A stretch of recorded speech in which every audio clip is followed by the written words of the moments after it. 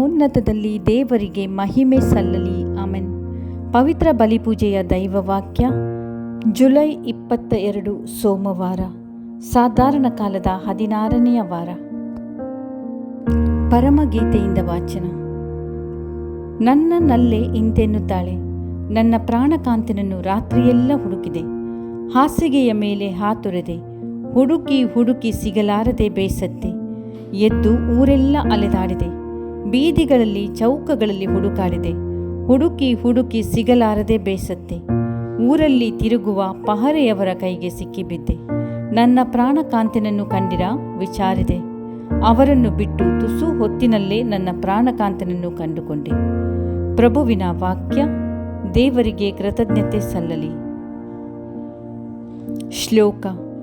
ನಿನಗೋಸ್ಕರ ಎನ್ನ ತನು ಸೊರಗಿದೆ, ಮನ ಬಾಯಾರಿದೆ. ದೇವ, ನೀ ಎನ್ನ ದೇವ, ನಿನಗಾಗಿ ನಾ ಕಾದಿರುವೆ. ನಿರ್ಜಲ ಮರುಭೂಮಿಯಲ್ಲಿ ನೀರಿಗಾಗಿ ಹಾತೊರೆವಂತೆ ನಿನಗೋಸ್ಕರ ಎನ್ನ ತನು ಸೊರಗಿದೆ, ಮನ ಬಾಯಾರಿದೆ. ಶ್ಲೋಕ. ನಿನಗೋಸ್ಕರ ಎನ್ನ ತನು ಸೊರಗಿದೆ, ಮನ ಬಾಯಾರಿದೆ. ನಿನ್ನ ಮಂದಿರದಲ್ಲಿ ನನಗಾದ ದರ್ಶನದಲ್ಲಿ ನಿನ್ನ ಶಕ್ತಿ ಪ್ರತಿಭೆಯನ್ನು ಕಂಡಿರುವೆನಲ್ಲಿ. ಪ್ರಾಣಕ್ಕಿಂತ ಮಿಗಿಲಾದುದು ನಿನ್ನ ಅಚಲ ಪ್ರೀತಿ, ಎಡೆಬಿಡದೆ ಮಾಡುವುದು ನನ್ನೀ ತುಟಿ ನಿನ್ನ ಸ್ತುತಿ. ಶ್ಲೋಕ. ನಿನಗೋಸ್ಕರ ಎನ್ನ ತನು ಸೊರಗಿದೆ, ಮನ ಬಾಯಾರಿದೆ. ನಿನ್ನ ಸ್ತುತಿಸುವೆ ಜೀವಮಾನ ಪರ್ಯಂತ, ಕೈ ಮುಗಿವೆ ನಿನ್ನ ನಾಮದ ಸ್ಮರಣಾರ್ಥ. ಮೃಷ್ಟಾನ್ನ ತಿಂದಂತೆ ಎನ್ನ ಮನ ಸಂತೃಪ್ತ, ಸಂಭ್ರಮದಿಂದ ನಿನ್ನ ಹೊಗಳುವುದು ಬಾಯ್ತುಂಬ. ಶ್ಲೋಕ. ನಿನಗೋಸ್ಕರ ಎನ್ನ ತನು ಸೊರಗಿದೆ, ಮನ ಬಾಯಾರಿದೆ.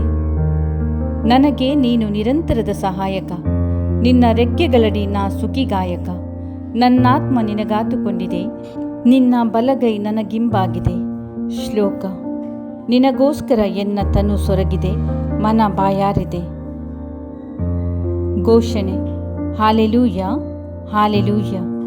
ಹೇಳು ನಮಗೆ ಮರಿಯಳೇ, ಹೇಳು. ದಾರಿಯಲ್ಲಿ ನೀನೇನು ನೋಡಿದೆ? ಸಮಾಧಿಯು ಜೀವಂತರನ್ನಿಟ್ಟುಕೊಂಡಿತ್ತು. ಕ್ರಿಸ್ತರು ಪುನರುತ್ಥಾನರಾಗುವಾಗ ಅವರ ಮಹಿಮೆಯನ್ನು ನೋಡಿದೆನು. ಹಾಲೆಲೂಯ. ಸಂತ ಯೋವಾನನು ಬರೆದ ಪವಿತ್ರ ಶುಭ ಸಂದೇಶದಿಂದ ವಾಚನ. ಪ್ರಭು ನಿಮಗೆ ಮಹಿಮೆ ಸಲ್ಲಲಿ. ಅಂದು ಭಾನುವಾರ ಮುಂಜಾನೆ, ಇನ್ನೂ ಕತ್ತಲಾಗಿತ್ತು. ಮಗ್ದಲದ ಮರಿಯಳು ಸಮಾಧಿಯ ಬಳಿಗೆ ಬಂದಳು. ಸಮಾಧಿಯ ಬಾಗಿಲಿಗೆ ಮುಚ್ಚಲಾಗಿದ್ದ ಕಲ್ಲು ಅಲ್ಲಿಂದ ತೆಗೆದು ಹಾಕಿರುವುದನ್ನು ಕಂಡಳು.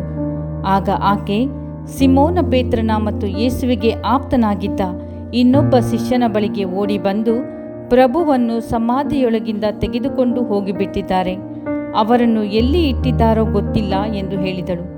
ಮರಿಯಳು ಅಳುತ್ತಾ ಸಮಾಧಿಯ ಹೊರಗೆ ನಿಂತುಕೊಂಡಿದ್ದಳು. ಆಕೆ ಅಳುತ್ತಾ ಸಮಾಧಿಯೊಳಗೆ ಬಗ್ಗಿ ನೋಡಿದಾಗ ಶ್ವೇತ ವಸ್ತ್ರಧಾರಿಗಳಾದ 2 ದೇವದೂತರನ್ನು ಅಲ್ಲಿ ಕಂಡಳು. ಯೇಸುವಿನ ಪಾರ್ಥಿವ ಶರೀರವನ್ನು ಇಟ್ಟಿದ್ದ ಸ್ಥಳದಲ್ಲಿ ಒಬ್ಬನು ಅವರ ತಲೆಯಿದ್ದ ಕಡೆಯಲ್ಲೂ ಮತ್ತೊಬ್ಬನು ಕಾಲಿದ್ದ ಕಡೆಯಲ್ಲೂ ಕುಳಿತಿದ್ದರು.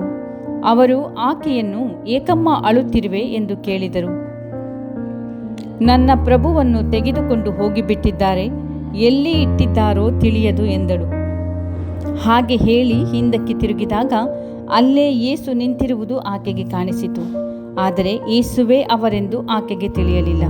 ಯೇಸು, ಏಕಮ್ಮ ಅಳುತ್ತಿರುವೆ, ಏನನ್ನು ಹುಡುಕುತ್ತಿರುವೆ ಎಂದು ಕೇಳಿದಾಗಲೂ ಮರಿಯಳು ಅವರು ತೋಟಗಾರನೆಂದು ಭಾವಿಸಿ, ಅಯ್ಯ, ನೀವೇನಾದರೂ ಅವರನ್ನು ಕೊಂಡೊಯ್ದಿದ್ದರೆ ಎಲ್ಲಿಟ್ಟಿರುವಿರಿ ಹೇಳಿ, ನಾನು ತೆಗೆದುಕೊಂಡು ಹೋಗುತ್ತೇನೆ ಎಂದು ಹೇಳಿದಳು.